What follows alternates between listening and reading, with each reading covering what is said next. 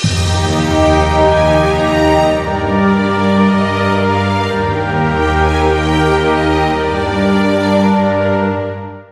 Student, पिछली video में हमने जो कोर्डेटा फाइलम है उनके तीनों सब फाइलम को पढ़ लिया था। तीनों के बेसिक कैरेक्टर और उनके क्लासिफिकेशन हमने रीड किए थे, जिसमें हमारा पहला जो सब फाइलम था हेमिकोर्डेटा, दूसरा यूरोकोर्डेटा और तीसरा सिफेलाकोर्डेटा। तीनों ही सब फाइलम्स को हमने यहाँ पे डिस्कस किया था। आज हम तीनों सब फाइलम को एक साथ एक ही टेबल में रख करके इनके बेसिक डिफरेंस को रीड करेंगे। तीनों में अंतर देखेंगे कि किस प्रकार से ये तीनों एक दूसरे से डिफरेंस हैं। तो सबसे पहले बात करते हैं हेमिकोर्डेटा की। देखिए, तीनों ही सब फाइलम को हम यहाँ पे इनके कैरेक्टर के बेस पे डिफाइन करेंगे। सबसे पहला जो कैरेक्टर है वो इनका आवास का यानी कि हैबिटेट का है कि ये एनिमल्स किस किस प्रकार के आवास में पाए जाते हैं। देखिए, पहले सब फाइलम की बात करें हेमिकोर्डेटा की, तो हेमिकोर्डेटा एनिमल जो होते हैं वो मैराइन वाटर में पाए जाते हैं यानी कि समुद्री जल में। जबकि यूरोकोर्डेटा जो सब फाइलम है उनके जो एनिमल्स हैं वो मैराइन वाटर में पाए जाते हैं, लेकिन सैलो या डीप टाइप के प्रकार में होते हैं, यानी कि सैलो जल में या गहरे जल में पाए जाते हैं। जबकि सिफेलाकोर्डेटा सब फाइलम की बात करें तो ये मैराइन वाटर में प्रेजेंट होते हैं, लेकिन सैलो टाइप पे पाए जाते हैं, यानी कि छिछले जल में पाए जाते हैं। सेकंड जो कैरेक्टर इनका इनके टाइप्स का है, यानी कि किस प्रकार के एनिमल पाए जाते हैं। तो हेमिकोर्डेटा की बात करें तो हेमिकोर्डेटा एनिमल्स की बात करें तो ये बिलकारी एनिमल्स होते हैं, यानी कि बिल बना के रहने वाले। जबकि इनका जो टाइप है वो एकल टाइप है, यानी कि अकेले रहते हैं। जबकि यूरोकोर्डेटा की बात करें तो ये फ्री लिविंग होते हैं और सोलिटरी और कॉलोनी दोनों प्रकार के पाए जाते हैं, यानी कि एकल भी होते हैं और कॉलोनी में भी पाए जाते हैं। जबकि सिफेलाकोर्डेटा की बात करें तो ये सोलिटरी होते हैं, बिल में रहते हैं, लेकिन रात्रि के समय ही बाहर निकलते हैं। तीसरे टाइप की बात करते हैं इनकी बॉडी की, किस प्रकार की इनमें बॉडी पाई जाती है। देखिए, जो हेमिकोर्डेटा है, हेमिकोर्डेटा की जो बॉडी है वो वर्मी फॉर्म की है, यानी कि कर्मी के समान, और इनका जो बॉडीनेस वो सॉफ्ट होता है, यानी कि कोमल होता है। जबकि यूरोकोर्डेटा की बात करें तो इनकी जो बॉडी होती है उनके ऊपर टेस्ट पाया जाता है जो कि ट्यूनिशिन का होता है, और ट्यूनिशिन एज ए सेलुलोज के जैसा होता है, इसलिए इन एनिमल्स को टेस्ट के पाए जाने के कारण इनको ट्यूनिकेट्स एनिमल भी बोलते हैं। जबकि सिफेलाकोर्डेटा की बात करें तो ये प्रोटोकोर्डेट्स होते हैं, लाइक फिश, यानी कि मछली के जैसे। नेक्स्ट कैरेक्टर इनका खंडी भवन का है, यानी कि सेगमेंटेशन का। अगर हम खंडी भवन की बात करें तो हेमिकोर्डेटा जो एनिमल है उनमें खंडी भवन एब्सेंट होता है, यानी कि ये अनसेगमेंटेड होते हैं। इनकी बॉडी जो है वो डिवाइड नहीं होती है। ऐसे ही यूरोकोर्डेटा जो एनिमल है उनमें भी सेगमेंटेशन नहीं पाया जाता, यानी कि नॉट प्रेजेंट होता है। जबकि जो सिफेलाकोर्डेटा है उनमें सेगमेंटेशन प्रेजेंट होता है। अगर हम इनके सेगमेंटेशन की बात करें तो इनमें हेड तो एब्सेंट होता है, लेकिन बॉडी जो होती है वो ट्रंक और टेल में डिवाइड रहती है। नेक्स्ट जो कैरेक्टर है वो सीलोम का है, यानी कि देह गुहा का। बात करते हैं हेमिकोर्डेटा की, इनमें सीलोम प्रेजेंट होती है और 3 चैम्बर में बटी होती है, प्रोटोसोम, मीजोसोम और मेटासोम, तीनों में। जबकि जो यूरोकोर्डेटा होता है उनके जो एनिमल्स हैं उनमें सीलोम एब्सेंट होती है, वहीं सिफेलाकोर्डेटा एनिमल्स में जो सीलोम है वो प्रेजेंट होती है।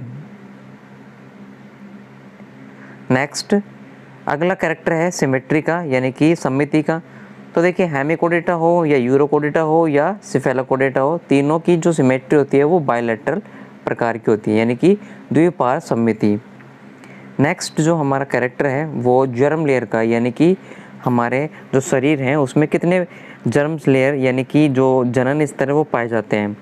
तो देखिए, जो पहला है हेमिकोर्डेटा, उनमें केवल एपिडर्मिस जनन लेयर पाई जाती है, यानी कि एक ही लेयर पाई जाती है।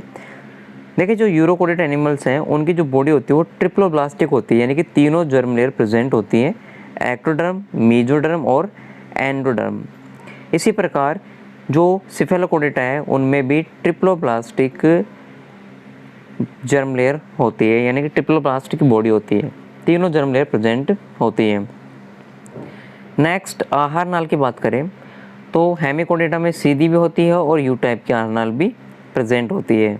वहीं हम यूरोकोडेटा की बात करें तो इसमें यू आकार की एलिमेंट्री कैनाल होती है और सिफेलोकोडेटा में एलिमेंट्री जो कैनाल होती है वो सीधी होती है। नेक्स्ट इनके ब्लड वैस्कुलर सिस्टम की बात करें तो इनमें ब्लड वैस्कुलर सिस्टम जो है वो ओपन टाइप का होता है। यूरोकोडेटा में भी ओपन टाइप का, लेकिन जो सिफेलोकोडेटा है उसमें क्लोज टाइप का ब्लड वैस्कुलर सिस्टम पाया जाता है। अब बात करते हैं नेक्स्ट कैरेक्टर की, नर्वस सिस्टम।